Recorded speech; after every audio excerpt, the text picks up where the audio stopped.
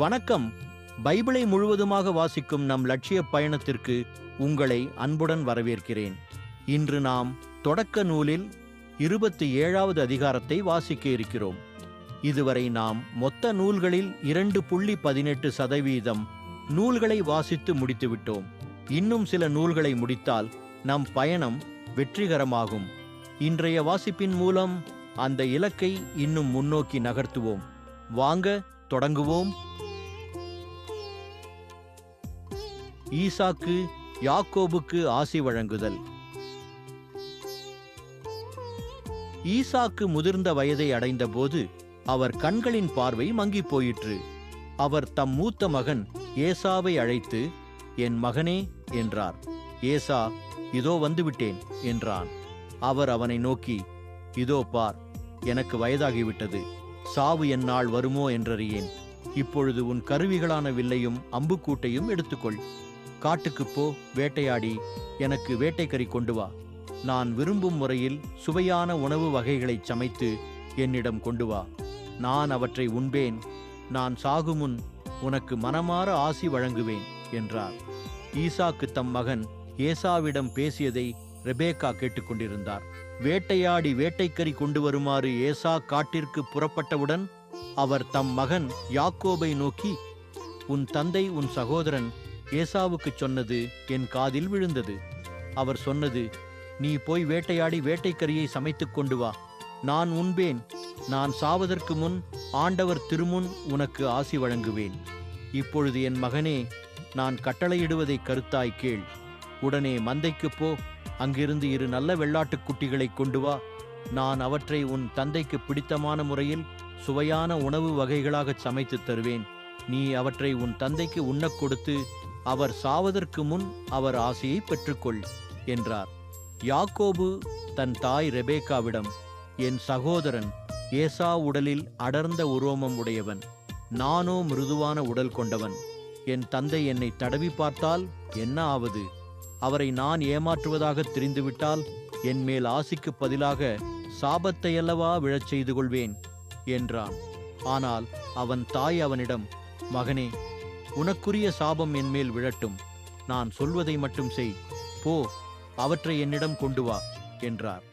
அவனும் அவ்வாறே போய் அவற்றை பிடித்து தன் தாயிடம் கொண்டு வந்து கொடுக்க அவர் அவன் தந்தைக்கு விருப்பமான சுவையுள்ள உணவு வகைகளை தயாரித்தார். மேலும் ரெபேக்கா தம்முடன் வீட்டில் வைத்திருந்த தம் மூத்த மகன் ஏசாவின் உடைகளில் சிறந்தவற்றை தம் இளைய மகன் யாக்கோபுக்கு உடுத்துவித்தார். அவன் கைகளையும் மிருதுவான கழுத்தையும் வெள்ளாட்டுக் குட்டிகளின் தோலால் மூடினார்.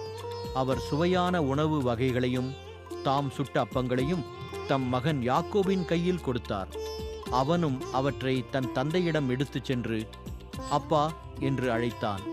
அவரும் மறுமொழியாக, ஆம் மகனே, நீ எந்த மகன் என்று கேட்க, யாக்கோபு தன் தந்தையிடம், நான் தான் உங்கள் தலைப்பேரான ஏசா. நீங்கள் சொன்னவாறு செய்திருக்கிறேன். எழுந்து உட்கார்ந்து என் வேட்டை பதார்த்தங்களை உண்டு மனமாற எனக்கு ஆசி வழங்குங்கள் என்றான். ஈசாக்கு தம் மகனை நோக்கி, மகனே, இது உனக்கு இவ்வளவு விரைவில் எப்படி அகப்பட்டது என்று கேட்க, அவன், கடவுளாகிய ஆண்டவரால் தான் எனக்கு இது நிகழ்ந்தது என்றான். ஈசாக்கு யாக்கோபிடம், மகனே, அருகில் வா. நீ உண்மையிலேயே என் மகன் ஏசாதானா என்று நான் உன்னை தடவி பார்த்து தெரிந்து கொள்வேன் என்றார். யாக்கோபு தன் தந்தை அருகில் வந்தான். ஈசாக்கு அவனை தடவி பார்த்து, குரல் யாக்கோபின் குரல், ஆனால் கைகளோ ஏசாவின் கைகள் என்றார். அவன் கைகள் அவன் சகோதரன் ஏசாவின் கைகளைப் போல் உரோமம் அடர்ந்தவையாயிருந்ததால் அவனை அடையாளம் கண்டு கொள்ளவில்லை. எனவே அவனுக்கு ஆசி வழங்கினார். மீண்டும் அவர், நீ உண்மையிலேயே என் மகன் ஏசாதானா என்று வினவ, அவனும் ஆம் என்றான். அப்பொழுது அவர், மகனே, உண்பதற்கு வேட்டை பதார்த்தங்களை கொண்டு வா. மனமாற நான் உனக்கு ஆசி வழங்குவேன் என்றார். அவ்வாறே யாக்கோபு கொண்டு வர அவர் அதை உண்டார். பின் அவன் திராட்சை ரசம் கொண்டு வர அவர் அதை குடித்தார். அப்பொழுது அவன் தந்தை ஈசாக்கு அவனை நோக்கி, மகனே, அருகில் வந்து என்னை முத்தமிடு என்றார். இதோ என் மகனிடமிருந்து எழும்பும் நறுமணம் ஆண்டவரின் ஆசி பெற்ற விளைநிலத்தின் வாசனையாம். வானின் பனித்துளியும் மண்ணின் செழுமையும் மிகுந்த தானியமும் திராட்சை இரசமும் கடவுள் உனக்கு வழங்குவாராக. நாடுகள் உனக்கு பணி புரிந்திடுக, மக்கள் உனக்கு பணிந்திடுக. உன்றன் சோதரர்க்குத் தலைவன் நீ ஆகிவிடுவாய். உன் அன்னையின் மைந்தர் உன்னடி பணிந்திடுவர். உன்னை சபிப்பார், சாபம் பெருக. உன்னை வாழ்த்துவார், வளமுற வாழ்க. ஏசா ஈசாக்கிடம் ஆசி வேண்டல். இவ்வாறு ஈசாக்கு யாக்கோபிற்கு ஆசி வழங்கி முடிந்ததும், யாக்கோபு தந்தையின் முன்னிலையிலிருந்து விரைந்து வெளியேற, அவன் சகோதரன் ஏசா வேட்டைக்கரியுடன் வந்தான். அவனும் சுவையான உணவு வகைகளை சமைத்து தன் தந்தையிடம் கொண்டு வந்து அவரை நோக்கி, என் தந்தை எழுந்து தம் மகன் கொண்டு வந்திருக்கும் வேட்டைக்கரியை உண்டு மனமாற எனக்கு ஆசி வழங்குவாராக என்றான். அவன் தந்தை ஈசாக்கு அவனை நோக்கி, நீ யார் என அவன், நான் தான் உங்கள் தலைப்பேரான மகன் ஏசா என்றான். ஈசாக்கு மிகவும் நடுநடுங்கி, அப்படியானால் வேட்டையாடி எனக்கு கொண்டு வந்தவன் எவன்? நீ வருமுன் அந்த உணவை நான் உண்டு அவனுக்கு ஆசி வழங்கிவிட்டேன். அவனே ஆசி பெற்றவனாயிருப்பான் என்றார்.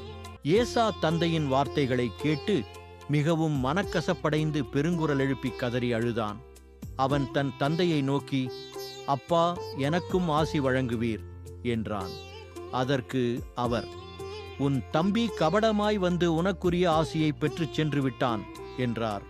அதை கேட்ட ஏசா, யாக்கோபு என்னும் பெயர் அவனுக்கு பொருத்தமே, ஏனெனில் அவன் இருமுறை என்னை ஏமாற்றிவிட்டான். ஏற்கெனவே எனக்குரிய தலைமகன் உரிமையை பறித்து கொண்டான். இப்பொழுது எனக்குரிய ஆசியையும் பிடுங்கிக் கொண்டான் என்று சொல்லி திரும்பவும் தந்தையை நோக்கி, நீர் எனக்கென வேறு எந்த ஆசியும் ஒதுக்கி வைக்கவில்லையா என்று கேட்டான். ஈசாக்கு ஏசாவிடம், நான் அவனை உனக்கு தலைவனாக ஏற்படுத்தியுள்ளேன். அவன் உறவினர் யாவரையும் அவனுக்கு அடிமைப்படுத்தியுள்ளேன். அவனுக்கு தானியத்தையும் திராட்சை இரசத்தையும் நிறைவாக வழங்கிவிட்டேன். இப்படி இருக்க என் மகனே, நான் உனக்கு வேறென்ன செய்ய முடியும் என்று சொல்ல, ஏசா அவரை நோக்கி, அப்பா, உம்மிடம் ஒரே ஆசிதான் இருந்ததா? எனக்கும் ஆசி வழங்க வேண்டும் அப்பா என்று சொல்லி கூக்குரலிட்டு அழுதான். அவன் தந்தை ஈசாக்கு அவனுக்கு மறுமொழியாக, உன் குடியிருப்புக்கு நிலத்தின் செழுமையோ மேல்வானின் பனித்துளியோ கிட்டாது. நீ உன் வாளினால் வாழ்க்கை நடத்தி உன் தம்பிக்கு அடிமையாயிருப்பாய். நீ கிளர்ந்து எழும்போது உன் கழுத்தில் அவன் சுமத்திய நுகத்தடியை முறித்து விடுவாய் என்றார். யாக்கோபின் பெற்றோர் அவனை லாபானிடம் அனுப்புதல். தந்தையிடமிருந்து யாக்கோபு பெற்றிருந்த ஆசியை முன்னிட்டு ஏசா அவன் மீது வர்மம் கொண்டு, என் தந்தைக்காக துக்கம் கொண்டாடும் நாள்கள் நெருங்கிவிட்டன. அதன்பின் என் தம்பி யாக்கோபை கொன்று போடுவேன் என்று தனக்குள் சொல்லிக் கொண்டான்.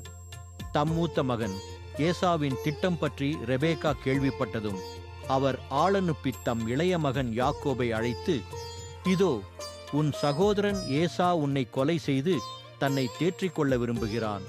ஆகையால் மகனே, நான் சொல்வதைக் கேள். உடனே கிளம்பி காரானில் உள்ள என் சகோதரன் லாபானிடம் ஓடிப்போய் உன் சகோதரன் சீற்றம் தணியும் வரை சில நாள் அவரிடம் தங்கியிரு. தனக்கு விரோதமாய் நீ செய்ததை அவன் மறந்து கோபம் தீர்ந்தபின் நான் உனக்கு சொல்லி அனுப்பி உன்னை அங்கிருந்து இவ்விடத்திற்கு அழைத்துக் கொள்வேன். ஒரே நாளில் என் இரு புதல்வர்களையும் நான் ஏன் இழந்து போக வேண்டும் என்றார். பின் ரெபேக்கா ஈசாக்கை நோக்கி, இத்திய பெண்களை முன்னிட்டு என் வாழ்க்கை எனக்கு சலித்துப் போயிற்று. யாக்கோபும் இவர்களைப் போன்ற இந்நாட்டு பெண்களினின்றும் ஒருத்தியை மணந்து கொண்டால் என் வாழ்க்கை என்ன ஆவது என்றார். நாம் 1189 அதிகாரங்களில் 27 அதிகாரங்களை நிறைவு செய்து விட்டோம். இன்னும் சில அதிகாரங்களை வாசித்தால் முழு பைபிளையும் முடித்து விடுவோம். நாளை அடுத்த அதிகாரத்தை பார்க்க சந்திப்போம்.